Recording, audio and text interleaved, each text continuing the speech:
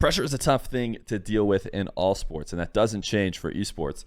Today, we're going to talk about the player who maybe has had the most pressure put on him ever since the beginning of his career, and that, of course, is Justin.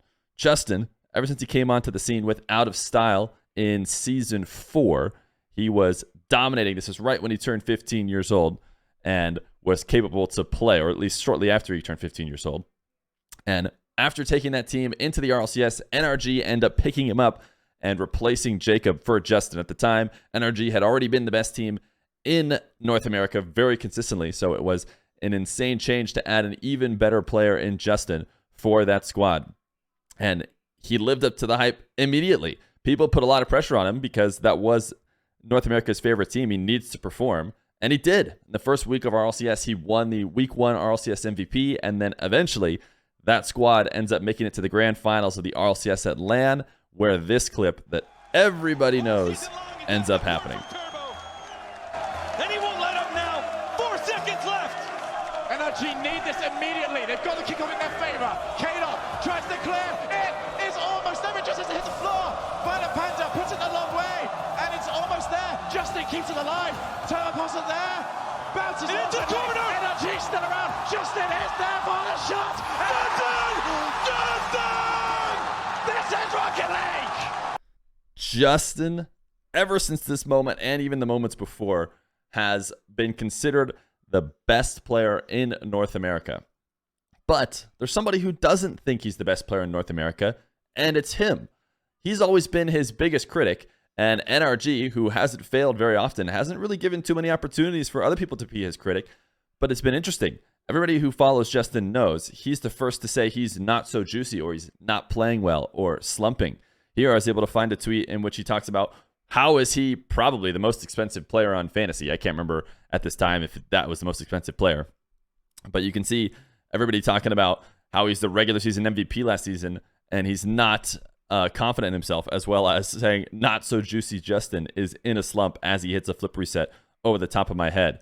This has been classic Justin for the longest time, and maybe it's been a good thing. It's not a bad idea to have some sort of critic in an attempt to improve your game, and since nobody else was giving it to him, everybody was just hyping him up, really. Maybe he was always his own critic to make sure he kept improving. But I tell you what, critics will come out of the woodwork when you don't play to your best. NRG was not able to make it into the crowd portion of the LAN in the most recent major after finishing second in the previous one. And then they followed that up in this regional with another finish outside the top 8. And that is not something that NRG is ever expected to do. When they had single mess-ups before, they always bounced back and people started to forgive them. But now that is not the case. I went ahead and grabbed just a few Twitter responses to this NRG weekend because I thought it was kind of funny the way that these fans are just starting to eat them alive and say everything they're doing is possibly wrong. Here, somebody saying they need to grind. They don't have enough hours. And the next guy saying, no, they need to take a break. They need to get back to their normal form. They need to change roster. Roster move has to happen. No, there's no way. They got to stick with their roster. So everything is being said. Everybody is talking about this NRG team and what they're doing wrong, what they should be doing better. They don't have enough hours. They don't play the game. They all hate the game. And all of it led up to Justin's tweet longer. Justin recently put out a tweet longer trying to explain everything that's been going on and give us some insight that we don't normally get to NRG. And here is the beginning of said tweet longer. Normally reading into what people say about me online doesn't really bother me, but these past few months, there's been so many people who just think they know everything that is spreading a bunch of misinformation, and it's time for him to talk about it. I won't read every single word that he gets into here. I'll make sure you guys have links to read all this stuff yourself. But one of the first things he talks about is himself, not just his team, but his own play. And he says, everyone thinks that I completely hate the game, which is not true. You've mentioned this multiple times in your stream. Before we read more about what Justin said, I want to talk about the fact that he's having to defend that he likes the game. This is something that I've thought is kind of interesting for a long time, and it definitely seems to be only a problem for North American teams. I think one of the best ways I can describe what's going on here and what's so crazy is there was a tournament called the Salt Mine Atlantic Draft in which community figures or pros were drafting players, or ex-pros, I should say, and we're drafting players to play in a tournament against EU during COVID times when there was no lands. And listen to the North American drafters talk about all of the various North American top players. I think this first one's about First Killer. How are we feeling, my fellow GMs, about First Killer? You think he's going to show up? That's automatic. Do I think he's gonna show up? Do I think he's gonna show up? Hey, listen. First Killer did not dominate. Hey, First Killer did not dominate $50 Nexus tourneys for a year for no reason. That kid's about his bread. So Roldiz is eventually able to convince these guys that no, First Killer will play, trying to give examples of why First Killer will play the game. This is not like a small tournament. This SMAD tournament, if you ask me, is a very high level, very visible tournament that by any means you'd think a top player would want to play in, but we've got more. All right. I'm the one. Does NA like to play Rocket League? I think that clip right there is perfect. Obviously, I skipped over a lot of different times that they talked about this, but it all came to Smells just saying, do they even like to play? Like the way these guys are talking about it, it seems like nobody even likes to play the game. It seems like it's literally like a chore for everybody. But that's still not it.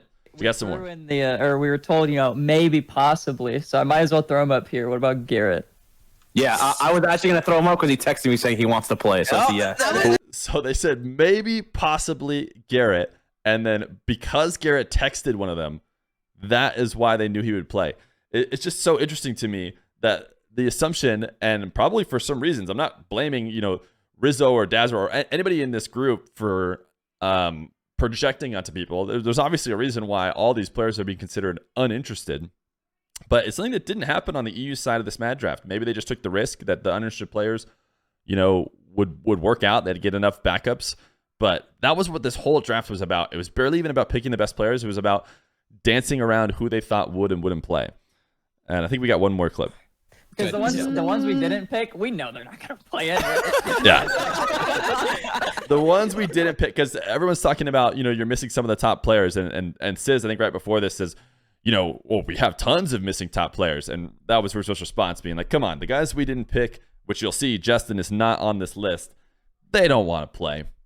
And so Justin actually ended up responding to that with a tweet longer of his own. We won't end up pulling into it, but you could see this is his SMAD tweet longer, and in it he basically just says, hey, I know that maybe sometimes I don't like to play some things, like if it were fusion and it had 1s and 2s, I probably wouldn't want to play, but I definitely would want to play this. It's like 6-mans, it's top level 3s, and I'd be interested. But everybody had assumed that he wouldn't be interested and didn't want to play, so they didn't invite him. I think it's kind of an interesting thing that is not it's crazy to me. I don't know what it is. Maybe you guys understand why the players don't seem to want to play and have to defend themselves wanting to do it. I think there's another thing that I haven't even mentioned. I forgot to pull up a clip of it. But Justin, way when I started streaming, very, very, very early, probably like hundreds of followers, like 100 followers, he played in one of my in-game tournaments. Him and his buddy, Doom Dylan, played in a 2s tournament of a random streamer.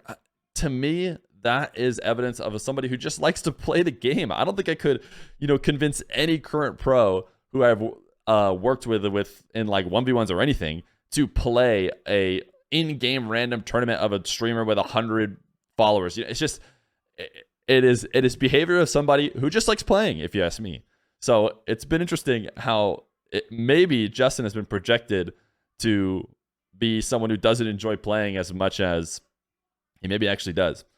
So anyways, Justin goes in to talk about how he, has had a tough time with all this pressure, talking about how everyone has been telling him that he's the GOAT for the longest time, and how hearing it is appreciative, but it puts a ton of stress on him. He has to be the best possible player at all times. He has to hold up to everybody's notion that he is, maybe not carrying a squad because his squad is that good, but holding up North America. And he's finally coming out about it. I mean, it's not often he's ever said anything about it, but he's saying, hey, I'm trying my best to get better. I'm trying to hold myself accountable with telling, myself that I'm not the best.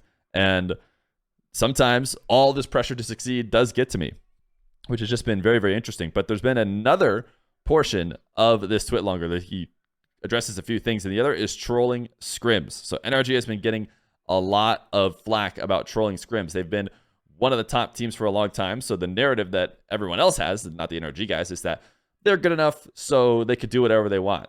They're the best team, so if they want to do scrims however they want to, they can.